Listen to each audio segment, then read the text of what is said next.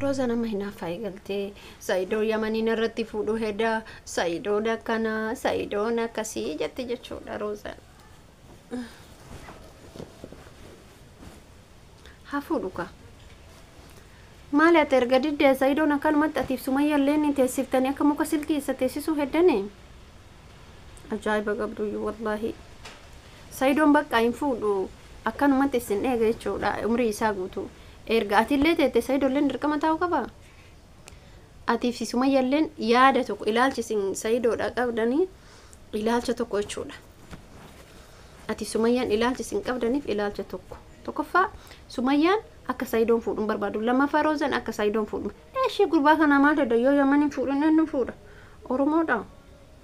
Assalamu alaikum warahmatullahi wabarakatuh. Akkam jirtu naga keessanii fayyaa keessanii ummata kiyya qashtii jaalatamaa kabajamaa anillee alhamdulillah galata rabbii xiqqoo ishee na dhukwa du'aa inaafillee godha arawaa yeroo isaa kaleessa viidiyoo isin hojjanne tar isin gochuun oolu obboleeta koo icciitiin Sumayyaa fi Rozaa tokko jechuudha. Rozaa Sumayyaan icciitiin isaanii akka Saayidoon gonkumaa fuudhuun barbaadan. Ufillee heerumuun barbaadanii akka Saayidoolleen gonkumaa fuudhuun barbaadan. Sababni isaallee maaliif bakka injiraa miti. Akkanumatti dhaabatee hafa. Silaa erga isin diddanii Arabaa fuudhu gaa. Aayii Oromoo haa fuudhu maaliif Araba fuudhaa hin gorsa ammallee jetti. Laalee xiqquma yaaddu. Akkamitti Oromoo fuudha yeroo inni Oromoo fuudhu Sumayyaan hin feetu. Kana maaliif wallaalte? Ati maa ittiin heerumin? Ati intala Oromooti. Oromoo fuudhuu inni wallaale. Suuyyuu si kadhatee sirraa dhabe mokkam. Ndewun namni keenya gaafa boonu jechuu Arabatu caala yookiin Faranji caala. Faranjiin amma tokkoffaa Faranjiin jaalala hin beeyti. Faranjiin likkitti jaalala beeyti. Akkam jedhee isinitti hima. Faranjiin jaalala sirriitti beeyti. Shamarran Oromoo jaalalan beeytu jechaa turan. Kanatu kanaan nu ga'e kaa'utoo jaalala beeytanii akkasitti gattanii Saayidoo kana wayinee guddee. Sumayyaalleen akkuma Rozaa Rozaan ani Saayidoof jedhee uffanni isaa amma kunoo uffanni isaa iyyuu uffanni isiin jedhe iyyuu se'a gurbaan. Jabduudhaati. Namni namaaf jedhee ruuhii isaa baasu iyyuu innuu kaasabatii jedhan. Garuu hojiin keessan immoo iyyuu piraankiidha jechuudha. Saayidoollee fi yaanne ufillee fi yaanne ufillee fi yaaduu qabdaa Saayidoollee fi yaaduu qabdaa miira biraati yookiin aarii biraati yookiin murka namaa baqa injiraa miti wantoonni garaagaraa jechuudha. Akkas ta'uu qabu. Kanaaf obboloota koo qaqqashtii Rozaan piraankiin isin hojjetu hedduu bareedaadha.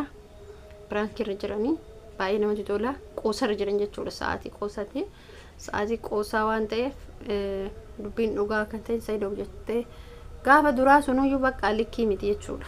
Kamman gaafa duraa kiniinii dhugi jetti sunu likkii dhabuu danda'a. Sababni isaallee otoo ani nama jedhee garuu guyyaa tokko alhamdulillahi rabbil aalamiin nama jedhee namni jaallatee ni dhaba. Namni jaallatee ni dhaba. Dhiirrillee shamarranillee mucaa asirratti intala suuraa asirratti argitan kana gurbaan jaallatee jira jechuudha. Isinima gurbaan jaallatee jira.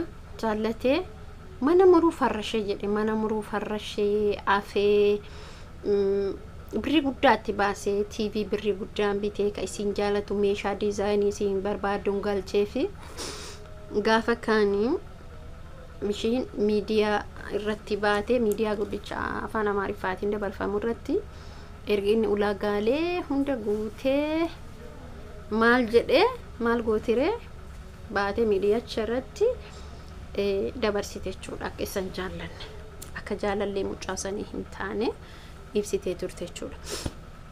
Gaafatti gurbaan ulee qabatee dhufe dullaa qabatee dhufe wantoonni shamarran nama godhan hedduudha bar nuti jechuudha. Nuti hammee badaadhi gaaf dhiiratti gargaaru gaaf dhiira biraa arginu beeka. Intalli kun gaaf dhiira biraa argitu malee kophaa isiiti miti. gaaf kaanii mucaa mana afarrashatee qopheessee birri guddaa itti fixe qabi jedhe barbaadu jetteen bakka miidiyaa irratti argee mucicha gaafa waan hunda geesse ulaagaalee hunda xumuru isii maal jetteeni sin barbaadu jetteen jechuudha dhaayite miidiyaa sana irratti dubarsite jechuudha akka nama jaalallee tokko hin qabneetitti gurbaan gaafa kaanii maal godhe isinitti fakkaata viidiyoo san argee dhufe viidiyoo san argee ulee qabatee dhufe dhugaa jirtu himii jedhe dhugaa jirtu himii jedhe jennaanini dhugaan jirtu himuu didde waa kana san hin jenne ani jaalallee keetii miti jedhe ani jaalallee keetii miti abada waa kana san dubbachuu didde qabi jedhen uleedhan jechuun miila jala gore tiktook irratti argitan jechuudha qabeen jedheni miilatti isi jala hin gore gurbichi jechuudha maaliif shamarran gaafa dhiira biraa argattu dhiira isii jaalatu gattee deemti mee kanuma bichaa naa hima gaafa inni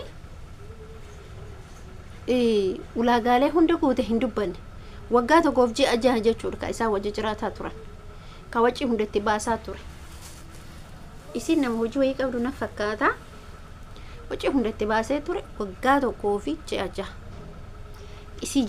isin jaalataa turte innillee jaalataa ture amma garuu dhiira biraa baafnaniini isa gante gaaf inni mana gatii guddaatti baasee guddaatti baasee mana farrashee fi mana meeshaa hunda itti bitee fi waan takka itti nama bifneetti galchee qopheessee maali garuu immoo riskee nama biraattu jira waan ta'eef mana san keessa gurbaan likki miira biraa keessa galee aaree jechuudha miira biraa keessa galee baay'ee aaree jechuudha tokkoffaa maatiin kiyya na dhaga'ee lamaffaa miidiyaa irratti na dhagahanii jaalallee isaa akka taate miidiyaa irratti beekama